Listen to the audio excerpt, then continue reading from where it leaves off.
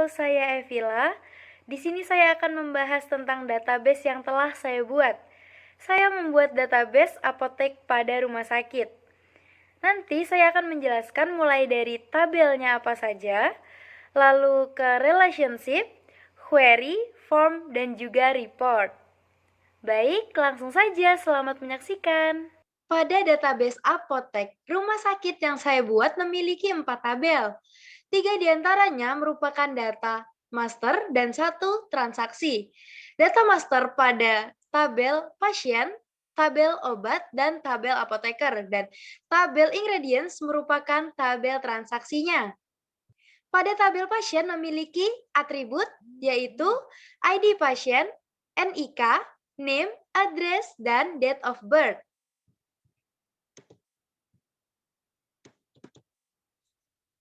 Pada tabel apoteker memiliki atribut ID apoteker, NIP, name apoteker, dan address apoteker. Pada tabel obat memiliki atribut ID obat, code obat, dan name obat. Nah, selanjutnya tabel transaksi atau tabel ingredients. Memiliki atribut ID, ID pasien, ID apoteker, ID obat, paracetamol, pseudoephedrine HCl, dan triprolidin HCl. Selanjutnya, saya akan menunjukkan skema relasinya atau relationship. Nah, ini merupakan skema relasi pada database apotek rumah sakit yang saya buat. ID apoteker pada tab ingredients ini merupakan foreign key dan ID apoteker pada tab apoteker merupakan primary key.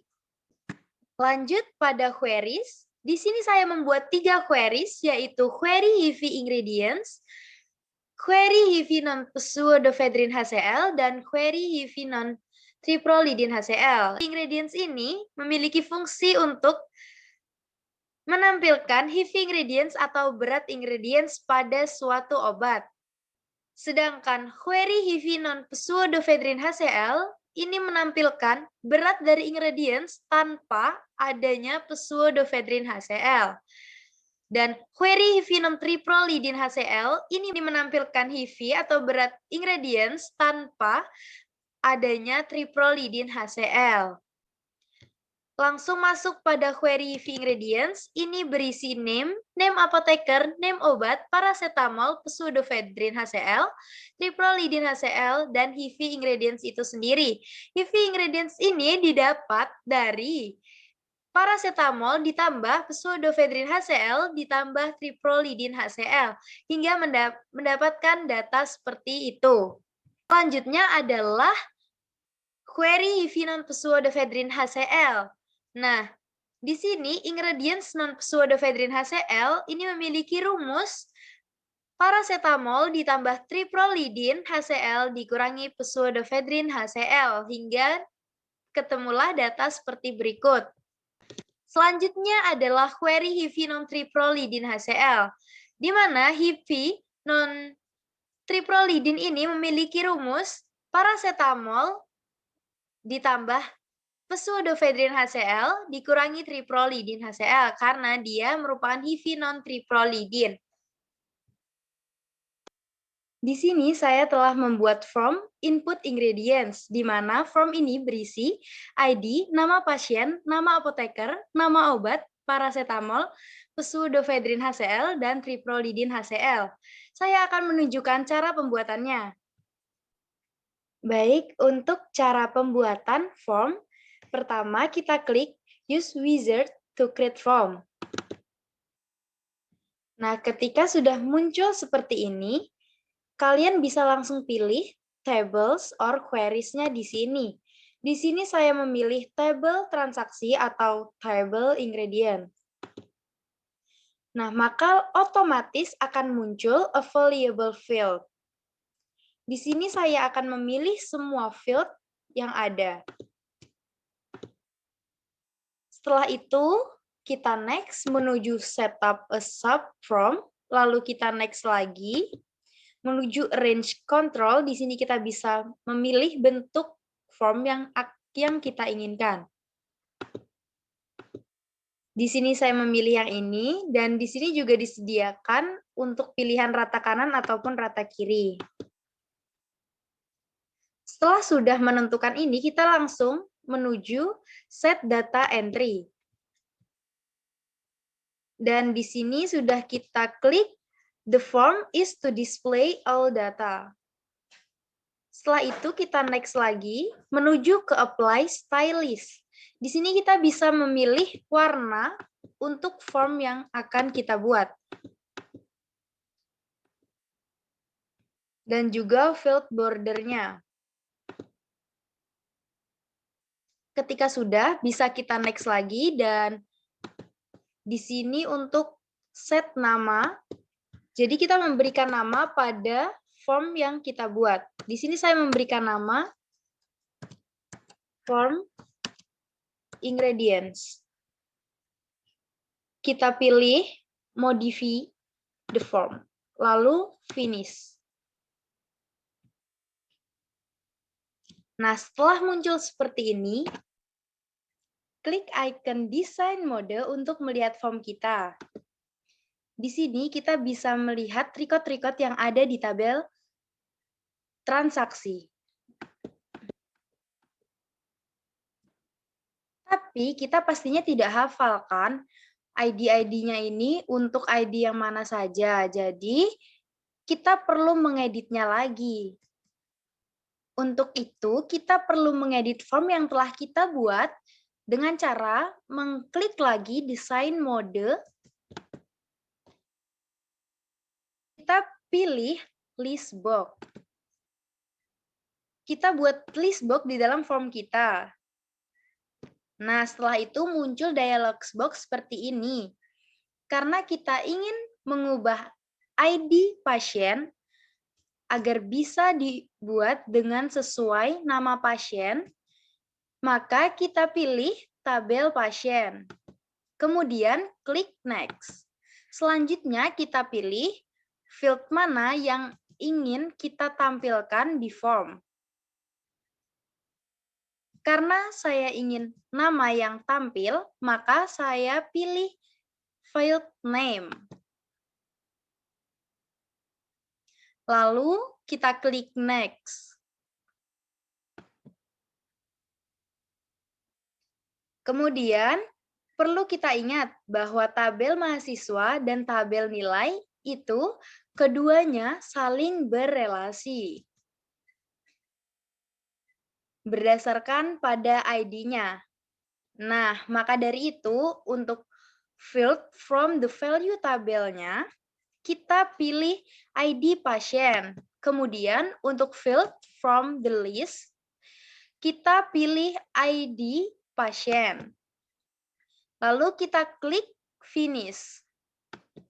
Kemudian klik kanan pada field ID pasien.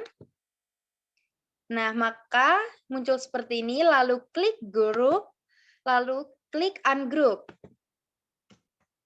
Nah, kita klik kanan pada tabel ID pasien, pilih kontrol. Nah, muncul seperti ini. Kita klik general, lalu pada field label kita ganti dengan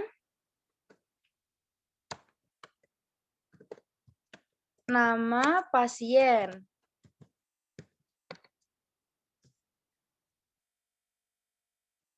Kita close, nah lalu kita atur tata letaknya.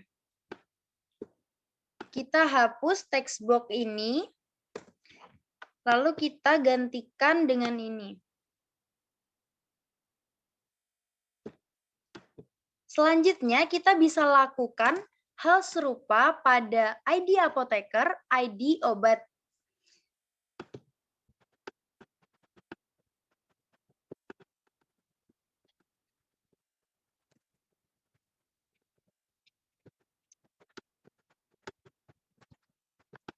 Ketika sudah selesai seperti ini, kita coba jalankan dengan cara kita tutup desain mode-nya.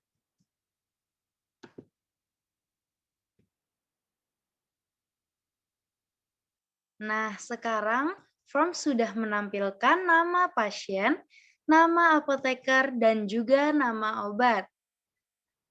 Bukan lagi ID-nya seperti tadi. Kita bisa pindah dari record satu ke record sebelumnya atau sesudahnya dengan cara klik tombol navigasi pada ini.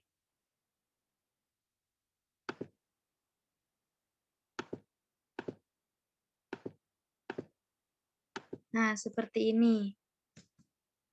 Ini merupakan icon hapus, dan ini merupakan icon save. Kemudian, kita coba menambahkan record baru pada form dengan cara klik new record pada icon ini. Nah,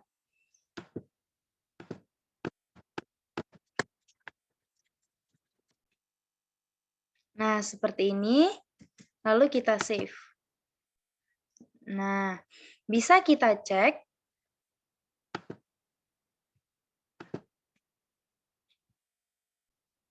dengan cara kita klik pada table, lalu kita lihat tab ingredients. Nah, pada ID 7 sudah muncul record yang telah kita tambahkan tadi. Selanjutnya, kita akan membuat report untuk menampilkan query. Nanti tampilannya akan seperti ini. Nah, seperti ini. Langsung saja kita masuk kepada cara pembuatannya. Pertama, kita klik Use Wizard to create report.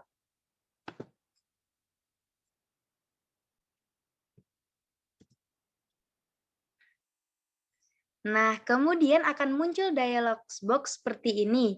Kita bisa memilih tabel atau query yang telah kita buat sebelumnya.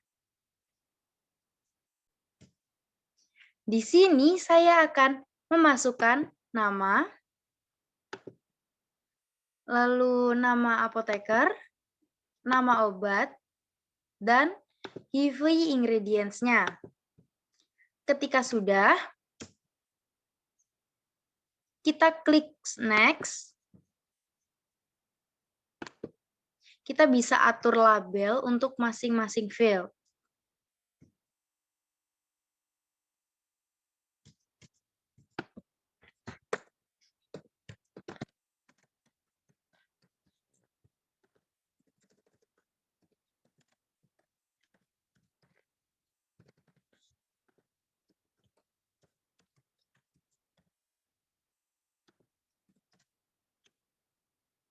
Jika sudah, bisa kita klik next. Kita klik next lagi.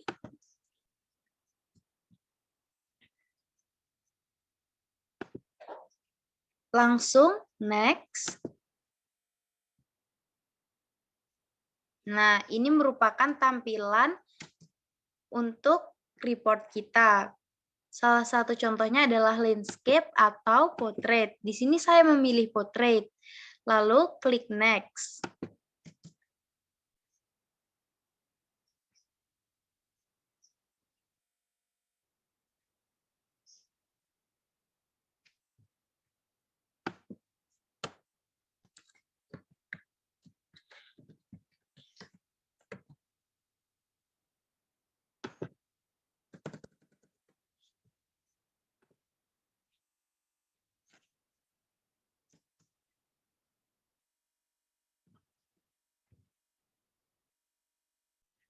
Nah, seperti ini kita close dulu.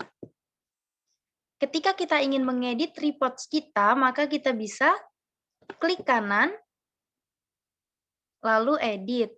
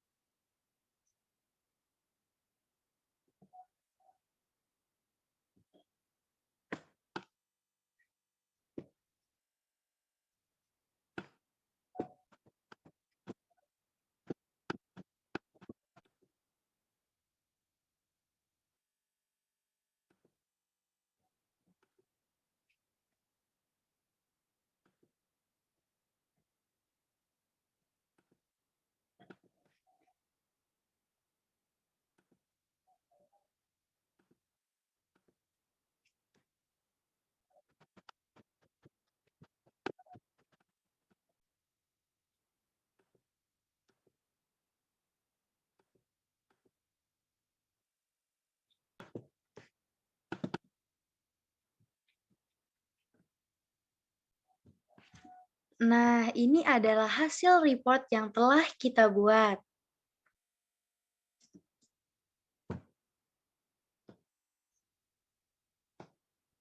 Nah, untuk menjalankan report kita klik report satu kali, lalu kita klik icon open database object.